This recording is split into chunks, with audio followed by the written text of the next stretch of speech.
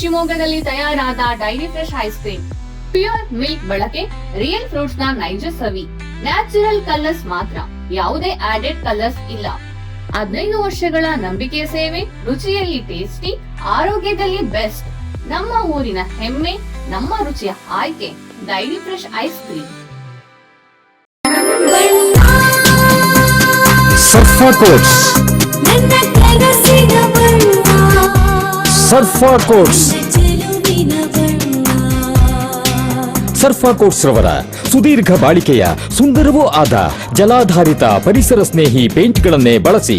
ಸರ್ಫಾ luxury emulsion paint, odourless, low ವಿಒಸಿ,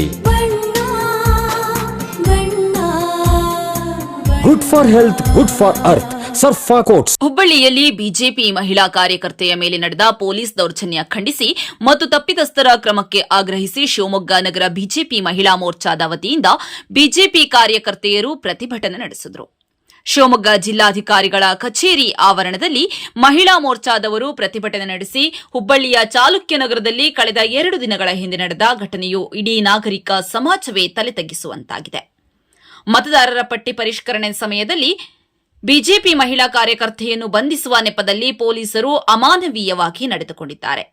ಬಂಧನದ ಸಮಯದಲ್ಲಿ ಮಹಿಳಾ ಕಾರ್ಯಕರ್ತೆಯನ್ನು ವಿವಸ್ತ್ರಗೊಳಿಸಿ ದೈಹಿಕವಾಗಿ ಹಲ್ಲೆ ಮಾಡಲಾಗಿದೆ ಎಂಬ ಗಂಭೀರ ಆರೋಪ ಕೇಳಿಬಂದಿದ್ದು, ಪೊಲೀಸ್ ಇಲಾಖೆಯು ರಾಜಕೀಯ ಪ್ರೇರಿತವಾಗಿ ಕೆಲಸ ಮಾಡುತ್ತಿದೆ ಎಂಬ ಅನುಮಾನ ಮೂಡಿಬಂದಿದೆ. ಹುಬ್ಬಳ್ಳಿ ಘಟನೆ ಬಗ್ಗೆ ತಟಸ್ಥ ಮತ್ತು ಉನ್ನತ ಮಟ್ಟದ ನ್ಯಾಯಾಂಗ ತನಿಖೆಯಾಗಬೇಕು ಅಂತ ಬಿಜೆಪಿ ಮಹಿಳಾ ಮೋರ್ಚಾ ಕಾರ್ಯಕರ್ತೆಯರು ಆಗ್ರಹಿಸಿದರು.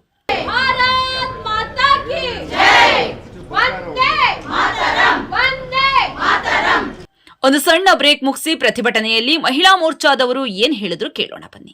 ನಿಯಮಿತ ಸ್ತನ ಪರೀಕ್ಷೆಯಿಂದ ಸ್ತನ ಕ್ಯಾನ್ಸರ್ ಅನ್ನ ತಡೆಯಿರಿ. ಆರಂಭಿಕ ಹಂತದಲ್ಲಿ ಪತ್ತೆ ಹಚ್ಚಿದ್ರೆ ಕ್ಯಾನ್ಸರ್ ಅನ್ನ ಗುಣಪಡಿಸುವ ಸಾಧ್ಯತೆ ಹೆಚ್ಚು. ಸ್ತನ ಕ್ಯಾನ್ಸರ್ನ ಆರಂಭಿಕ ಪತ್ತೆಗಾಗಿ ಸ್ಕ್ಯಾನ್ ಮಾಡಿಸಿಕೊಳ್ಳಿ. ಸಂಪರ್ಕಿಸಿ ನಂಜಪ್ಪ ಆಸ್ಪತ್ರೆ, ಕುವೆಂಪು ರಸ್ತೆ, ಶಿವಮೊಗ್ಗ ಮತ್ತು ಮಾಗನೂರು ಬಸಪ್ಪ ರಸ್ತೆ, ದಾವಣಗೆರೆ. ದೂರವಾಣಿ ಸಂಖ್ಯೆ 0812260111 ಅಥವಾ 081822680000.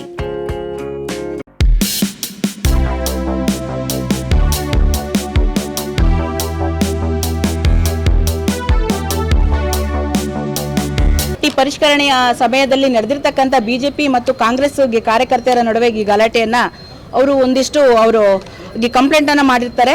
ಆದರೆ ಕಳೆದ 2 ದಿನಗಳ ಹಿಂದೆ ಅವರನ್ನ ಪೊಲೀಸ್ನವರು ಅರೆಸ್ಟ್ ಮಾಡ್ಲಿಕ್ಕೆ ಹೋಗ್ತಾರೆ. ಅರೆಸ್ಟ್ ಮಾಡಿದ ನಂತರ ಅವರನ್ನ ಯಾವ ರೀತಿ ಅರೆಸ್ಟ್ ಮಾಡ್ತಾರೆ ಅಂತಂದ್ರೆ, ಏನೋ ದೊಡ್ಡ ಆಪಾದನೆ ಮಾಡಿರ್ತಕ್ಕಂಥದ್ದು, ಯಾವುದೋ ಕೊಲೆ ಮಾಡಿರ್ತಕ್ಕಂಥದ್ದು, ಆ ರೀತಿ ಅವರನ್ನ ಈ ಬೂಟ್ ಕಾಲಲ್ಲಿ ಒದ್ದು ಅವ್ರನ್ನ ಈ ವಿವಸ್ತ್ರಗೊಳಿಸಿ ಅವರನ್ನ ಎಳೆ ತರ್ತಾರೆ ಸರ್. ಆದ್ರೆ ಎಳೆ ತಂದಿದ ನಂತರ ಅವರನ್ನ ಅಲ್ಲಿರ್ತಕ್ಕಂಥ ಮಹಿಳಾ ಈ ಪೊಲೀಸ್ಗಳು ಏನಿಲ್ಲ ಅಂದ್ರೆ 5 ರಿಂದ 6 ಜನ ಮಹಿಳೆಯರಿದ್ದಾರೆ. ಒಬ್ಳು ಮಹಿಳೆಯನ್ನ ಮೇಂಟೈನ್ ಮಾಡ್ಲಿಕ್ಕೆ ಆಗಿಲ್ವಾ ಅವ್ರ ಕೈಯಲ್ಲಿ?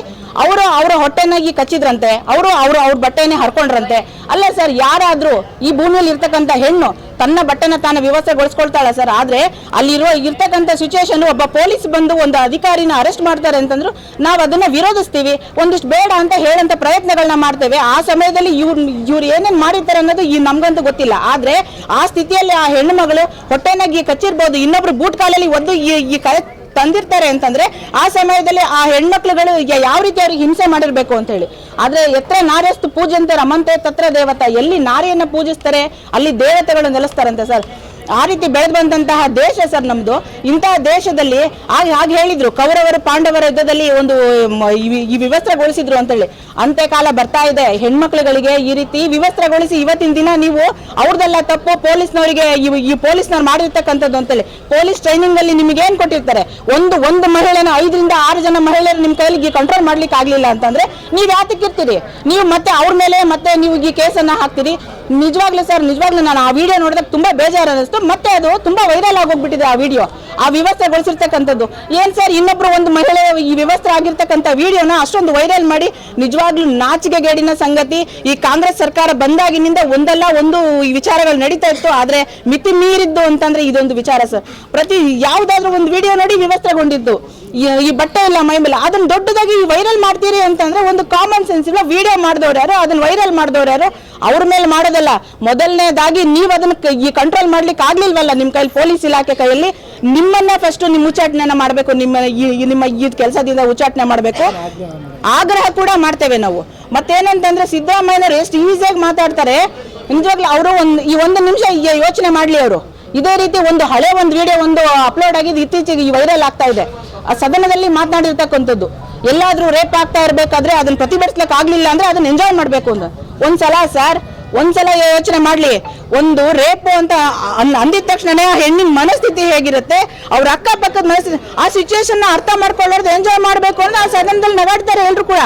ಆ ರೀತಿ ಮನಸ್ಥಿತಿ ಇರ್ತಕ್ಕಂಥ ಈ ನೀಚ ಕಾಂಗ್ರೆಸ್ ಸರ್ಕಾರ ನಿಜವಾಗ್ಲೂ ಆಗ್ರಹನ ಮಾಡ್ತೇವೆ. ಈ ದರಿದ್ರ ಸರ್ಕಾರ, ಈ ಕಚಡ ಸರ್ಕಾರದ ಅವಶ್ಯಕತೆ ಯಾರಿಗೂ ಇಲ್ಲ ಸರ್. ಮುಂದಿನ ದಿನಗಳಲ್ಲಿ ನಿಜವಾಗ್ಲೂ ಯಾರಾದ್ರೂ ವೋಟ್ ಹಾಕ್ತಾರೆ ಅಂತಂದ್ರೆ ಯಾರೋ ದುಡ್ಡಿಗೆ ಆಸೆ ಪಟ್ಟು 2,000 ರೂಪಾಯಿ ಆಸೆ ಪಟ್ಟು ಅಂತ ಹೇಳಿ ಹಾಕ್ಬೋದು ಕೂಡ. ಆದ್ರೆ ಇನ್ಮೇಲೆ ಯಾವುದೇ ಕಾರಣಕ್ಕೂ ಯಾವ ಹೆಣ್ಮಕ್ಳು ಕೂಡ ಹಾಕಲ್ಲ ಸರ್. ಯಾಕಂತಂದ್ರೆ ಆ ರೀತಿ ನಗ್ನವಾಗಿರ್ತಕ್ಕಂಥ ವಿಡಿಯೋನ ವೈರಲ್ ಮಾಡ್ತೀವಿ ಅಂತಂದ್ರೆ ನಿಜವಾಗ್ಲೂ ನಾಚಿಕೆಗೇಡಿನ ಸಂಗತಿ. ಇನ್ನ ಗೃಹ ಮಂತ್ರಿಗಳಂತ ಹೇಳಂಗೆ ಇಲ್ಲ. ನನ್ಗೆ ಗೊತ್ತಿಲ್ಲ, ನಾನು ನೋಡ್ತೀನಿ, ನಾನು ಮಾಡ್ತೀನಿ. ಮಾಡಿ ಸರ್. ನಿಜವಾಗ್ಲೂ ನಾವು ಇವತ್ತಿನ ದಿನ ಹೇಳ್ತೀವಿ, ಇದರಲ್ಲಿ ಏನು ಸತ್ಯಾನುಸತ್ಯತೆ ಇದೆ ಇದನ್ನ ಪರಿಶೀಲನೆಯನ್ನ ಮಾಡಿ ನೀವು ನಿಷ್ಠೂರವಾಗಿ ಆದ್ರೂ ಪರವಾಗಿಲ್ಲ ಸರ್, ನ್ಯಾಯವನ್ನ ದೊರಕಿಸ್ಕೊಡ್ಬೇಕು ಅಂತ ಹೇಳಿ ಶಿವಮೊಗ್ಗ ನಗರ ಮಹಿಳಾ ಮೋರ್ಚಾದ ಅಧ್ಯಕ್ಷರಾಗಿ ನಾವು ಬೇಡ್ಕೊಳ್ತಿದ್ವಿ.